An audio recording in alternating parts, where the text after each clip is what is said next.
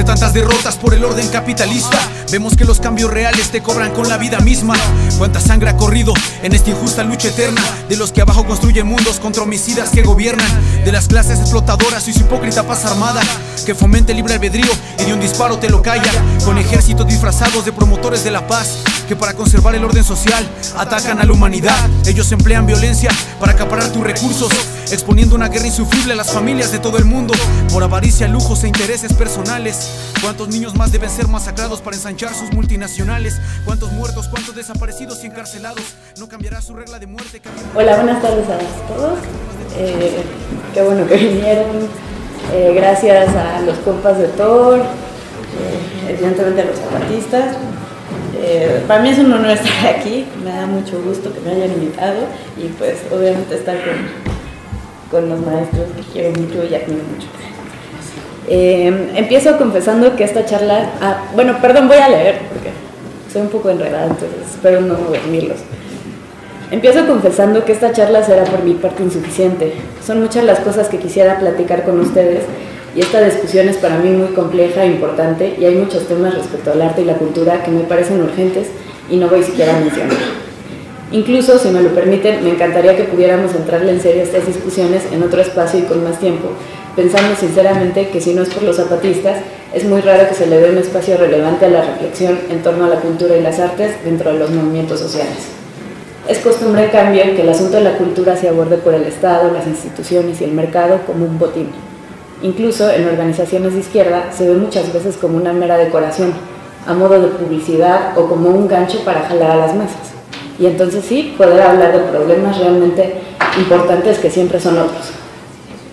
Digo esto al mismo tiempo que el llamado de los que nos hacen los zapatistas a construir desde las artes y las ciencias no me sorprende. Que hayan puesto algo como los afectos en el centro de su lucha, al decir nuestra lucha y nuestra rebeldía vienen del dolor y la rabia, es para mí y sé que para muchos compañeros de gran relevancia.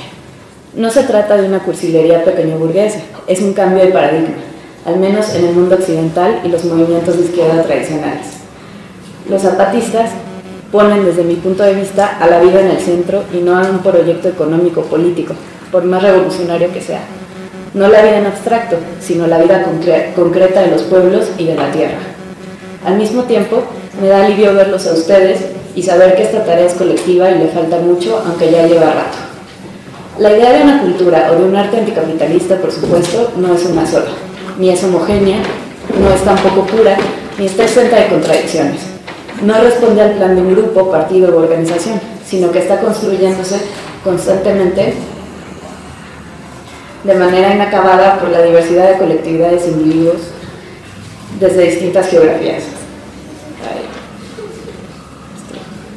y contextos.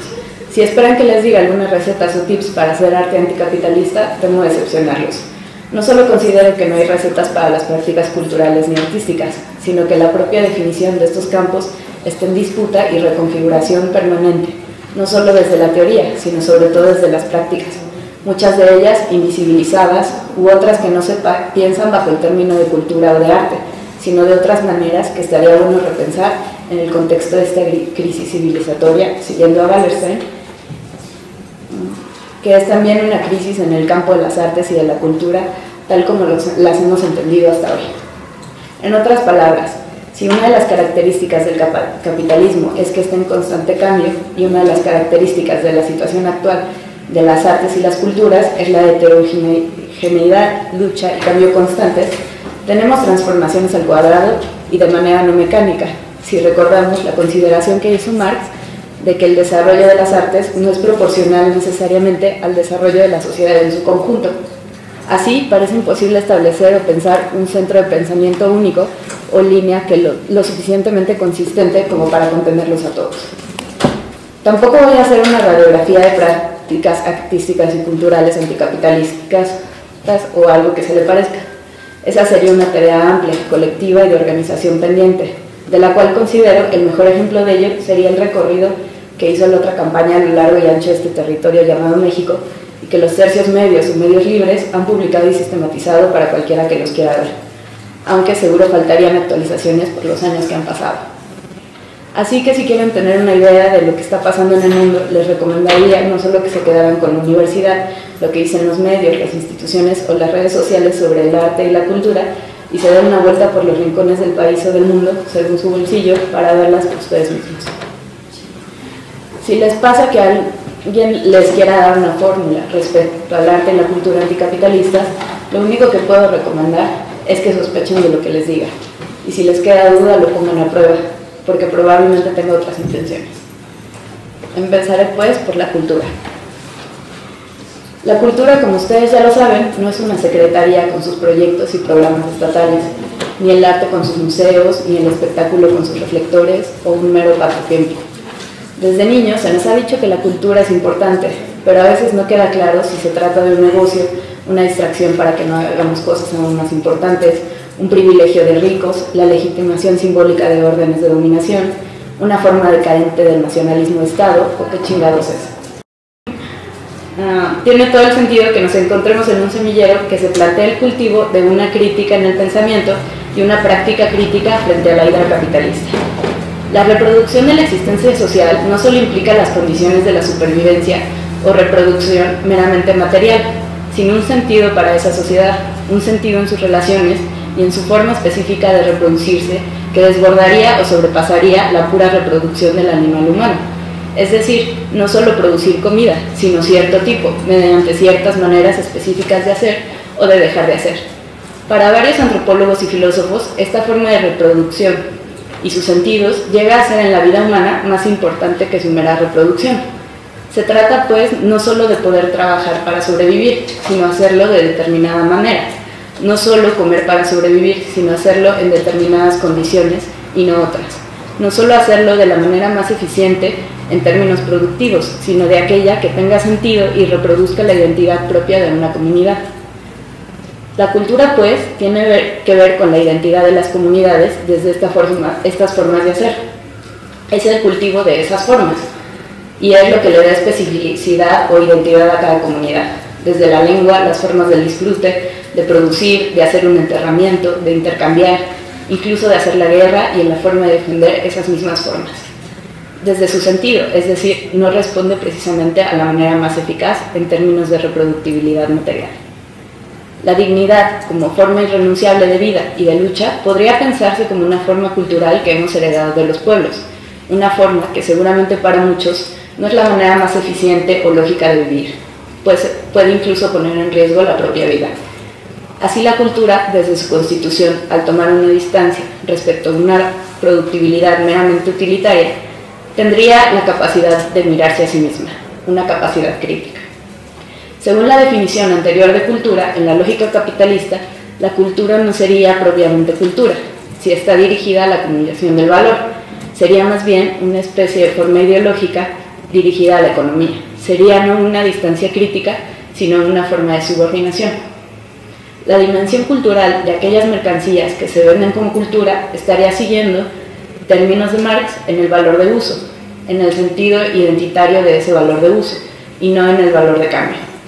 Es decir, que la dimensión cultural de cualquier producto humano no estaría en una cosa de manera permanente. La cultura no es una cualidad que se deposita en las cosas y pertenece a unas sí y a otras no. Es más bien una especie de función crítica. La cultura está en el uso de esa forma y en el sentido que tiene ese uso. Por tanto, no es capitalizable en el sentido estricto. No se puede acumular y cuando esto ocurre se desactiva su dimensión cultural o se enajena. Podríamos decir, en cuanto a la lógica capitalista, que en cuanto la lógica capitalista toca la cultura, la mata, en su función, en su sentido activo y más profundo. Esa es la razón que ha llevado a algunos a pensar que no hay ya cultura en un sentido estricto, sino solo una especie de fantasma residual de la potencia y función que alguna vez tuvo, pues el capitalismo habría triunfado por sobre todas las cosas. A partir del siglo XIX, dice Bolívar Echeverría, el concepto de cultura va a reservarse para las actividades en las que la creatividad se manifiesta en resistencia deliberada a su aprovechamiento mercantil, mientras que el de civilización va a aplicarse a las actividades en las que la creatividad se ha subordinado al pragmatismo económico. Así podría entenderse claramente que en efecto hay una crisis de la modernidad capitalista como forma civilizatoria y hay una crisis cultural en tanto que la lógica capitalista busca subsumirlo todo no solo a la forma mercantil, sino a la acumulación de valor. Por eso, no es casual que se piense como algo residual o accesorio, pues no acumula valor. La cultura sería pues algo así como un terreno en permanente resistencia y no una prestación del Estado. Si bien es difícil pensar hoy en día en formas libres de la lógica capitalista, puede reconocerse que hay las que no están subordinadas a aquella. Por ejemplo, un dolor o una rabia que dan sentido en colectividad a múltiples prácticas. Es de notar que el capitalismo como forma social estaría realizando una operación muy curiosa, en la que su forma productiva estaría acabando con sus propias condiciones mínimas de reproducción material, en algo así como una reproducción suicida. Entonces quizá la dimensión cultural esté viviendo un momento inédito en la historia de la humanidad, en el que las formas específicas de la vida, por ejemplo, vivir en resistencia y en rebeldía, como formas de identidad cultural frente al capitalismo, estarían no solo desbordando la mera reproductibilidad de la vida material humana, como lo hicieron formas culturales en el pasado, sino que serían la única garantía de reproductibilidad material de la vida humana hacia el futuro, y no únicamente de una forma específica de vida, sino de las formas de vida humana en su conjunto. Es decir, que las consecuencias de las formas culturales que luchan contra el capitalismo son ya de vida o muerte, en un sentido estricto, y no solo respecto a cierta forma de vida humana, sino respecto a toda la vida humana y sus capacidades de sobrevivencia. Así pues, la cultura no trata de algo menor, de un adorno, de una cosa superflua o secundaria, como lo ven muchos analistas de izquierda. Si proyectamos la relación capitalismo-cultura hacia el futuro, esta parece invertida. Me atrevería a decir que el futuro de la economía de la vida humana y sus condiciones de posibilidad más indispensables dependen en gran medida de la práctica de una cultura de la resistencia y en rebeldía contra el capitalismo. Es decir, el problema más grande que enfrenta la humanidad no es si podemos producir lo suficiente para sobrevivir, sino que nuestra supervivencia en el futuro depende de que podamos hacerlo de otra manera, es decir, de otra cultura u otras culturas, de que su sentido deje de ser el sentido capitalista. Así, si la cultura tiene que ver con dar sentido a las prácticas humanas, la tarea es construir en colectivo y desde abajo los sentidos que le vamos a dar nosotros en nuestras prácticas. Conocer aquellas que ya se están realizando o que como los pueblos indígenas se han realizado y a contracorriente desde antes de que advirtiéramos la tormenta. Estos sentidos incluyen no simplemente ideas, no simplemente intenciones, también incluyen actos, afectos. El dolor y la rabia no aparecen así de manera natural, lógica, biológica, sino también como parte de una lucha de sentidos. En términos de Bolívar Echeverría, configuran un etos histórico, una forma de ser y de relacionarse en el capitalismo, una actitud. No es lo mismo sentir indiferencia que dolor y rabia frente a la tormenta. No se trata solo de una afección individual y subjetiva, sino de una actitud, una forma que nos relaciona y nos conforma como comunidad. Si el aspecto económico y político ayudan a entender por qué el Estado se llevó a los 43 y no hay justicia, el aspecto cultural ayudaría a entender por qué el dolor y la rabia lleva a los padres de los normalistas a luchar de maneras que parecerían ilógicas, improductivas o absurdas ante el poder y frente al acoso del Estado. ¿Por qué los zapatistas se atrevieron a declararle la guerra al gobierno sin tener precisamente, como se dice, las condiciones objetivas para hacerlo? ¿Por qué el pueblo ruso y no el inglés fue el que hizo una revolución y triunfó? ¿Y con qué impulso el pueblo de Vietnam resistió al ejército de los Estados Unidos? La cultura implica prácticas de trabajo y del disfrute, pero también del dejar de hacer, como no venderse, no rendirse y no claudicar.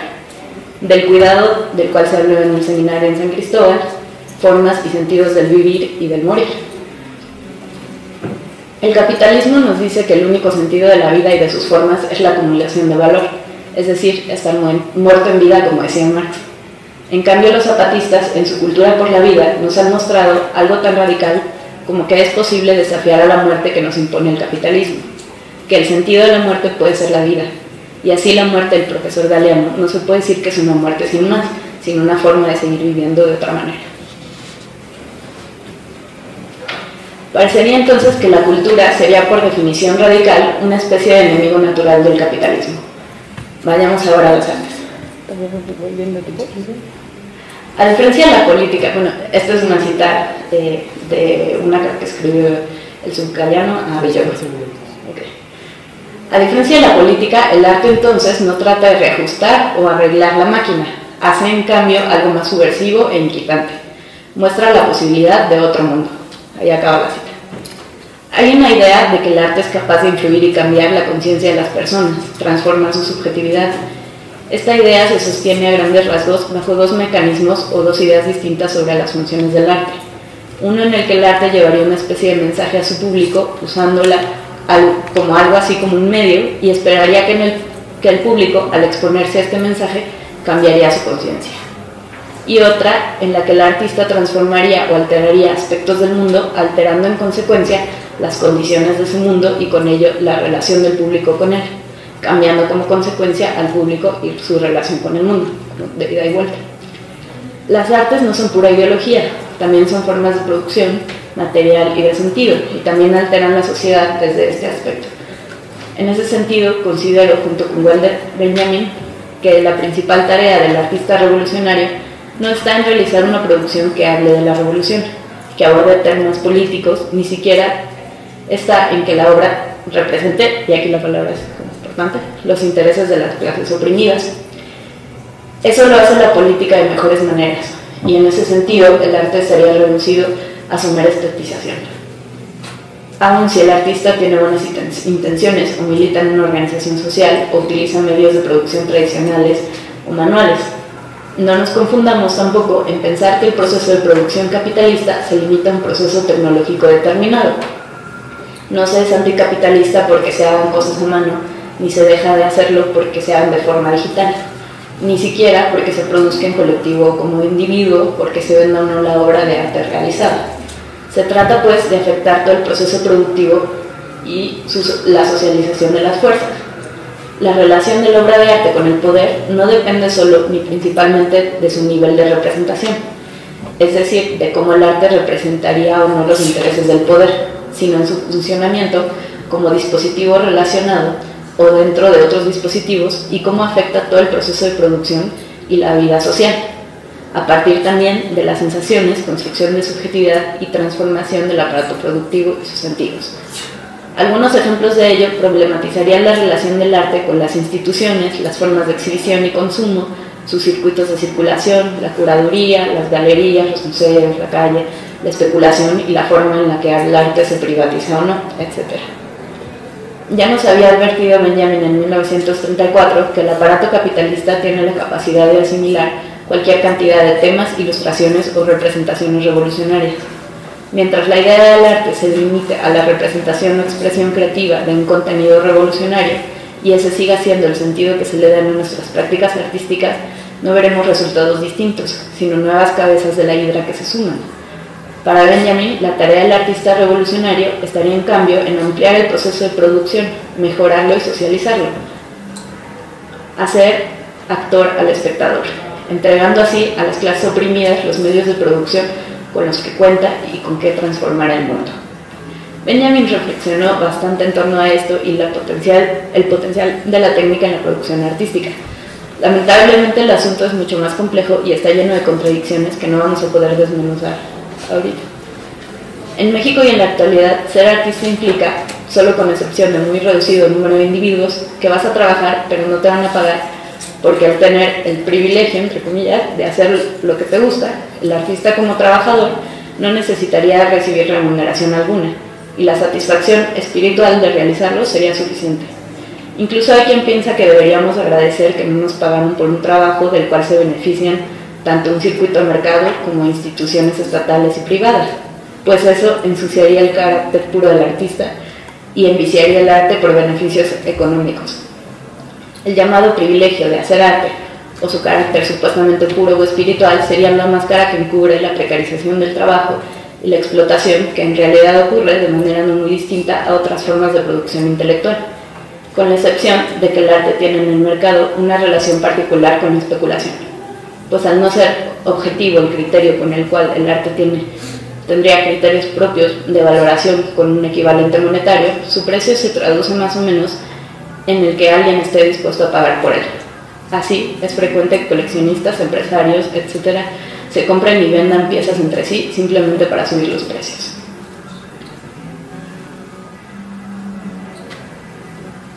En la actualidad, ser artista en México implica más o menos trabajar en beneficio de la iniciativa privada, instituciones como museos, mercado del arte, coleccionistas, galerías, etc., pero sin paga o con muy poca. Aquí estoy hablando de un arte institucional y reconocido como tal por un circuito. La mayoría de las veces el artista no solo pone su mano de obra, sino que tiene que invertir de su bolsillo para poder trabajar. Tiene que invertir para poder exponer, aunque sea de su exhibición se benefician más las instituciones que él, y sin ninguna garantía de que recuperará lo invertido ni de ser remunerado, y si bien le va, de maneras precarias. En la mayoría de los casos tiene que realizar actividades alternas como la gestión, la docencia, la participación en proyectos institucionales, etc., para que pueda sostener su vida y su producción artística, y esta tenga una relatividad independencia respecto a las instituciones, pero aún si no la tiene, tampoco eso garantiza que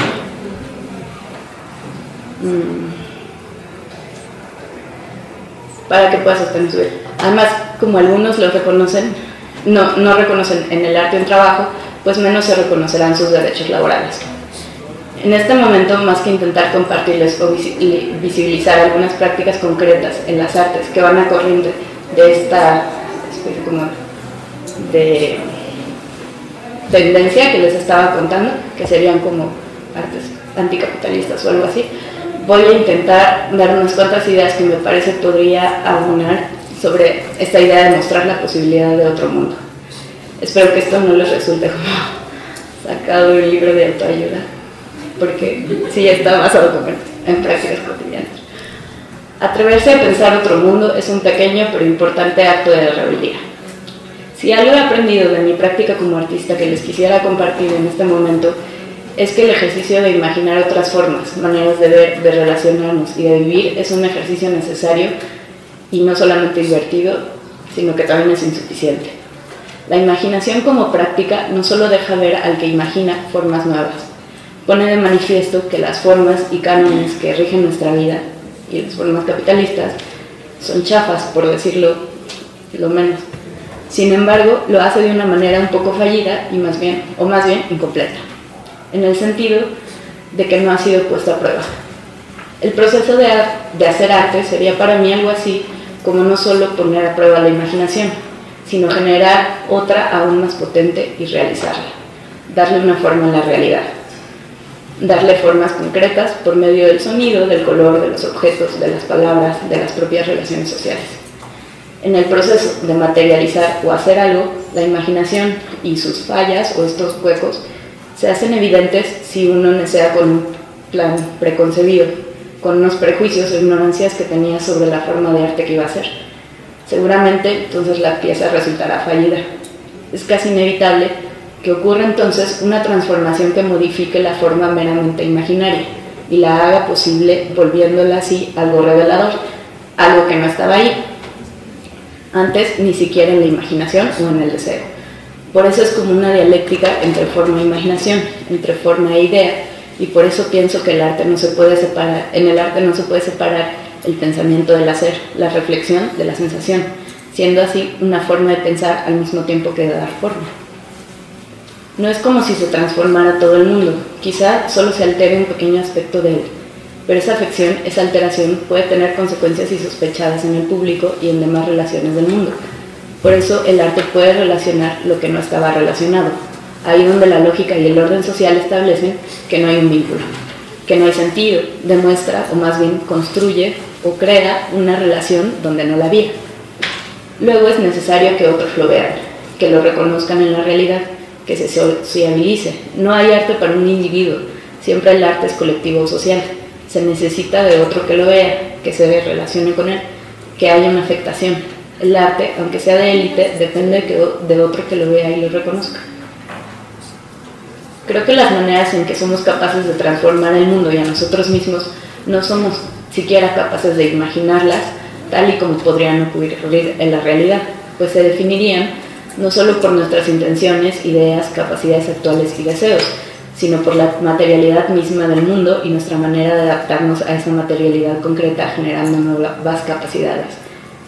Pero si no somos capaces siquiera de imaginarlas, nos habremos ahogado encerrados en esta casa que se derrumba cuando el agua que traiga la tormenta apenas nos llega a los talones. Para Marx, lo que revelaba ese proceso, el del arte, no era un mensaje privilegiado que transmitiría el artista a su público, sino más bien una especie de mirada inédita sobre la propia capacidad humana, no enajenada, de ser transformado por el mundo y transformarlo al mismo tiempo. Pues ya, más bien sería como entrar a la pregunta. Gracias.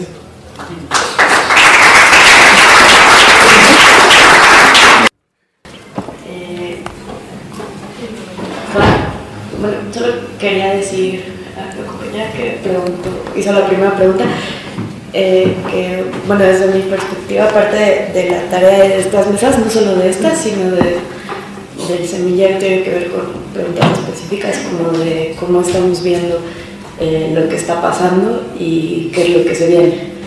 Yo creo que va a haber luego otros momentos como más ricos, que sean como específicos de propuestas y este tipo de cosas. De la segunda pregunta, creo que se me hace como bastante compleja y muy interesante, y más o menos lo trataría de resumir con una especie de idea como de territorialidades, o sea, de cómo los ejemplos que decías, estas formas de hacer arte, de hacer cultura, tienen una base territorial que tiene que ver muchas veces con el Estado-Nación o con cierto tipo de dinámica, con cierto tipo de propuestas que tienen como una territorialidad no solo política, sino material específica, ¿no?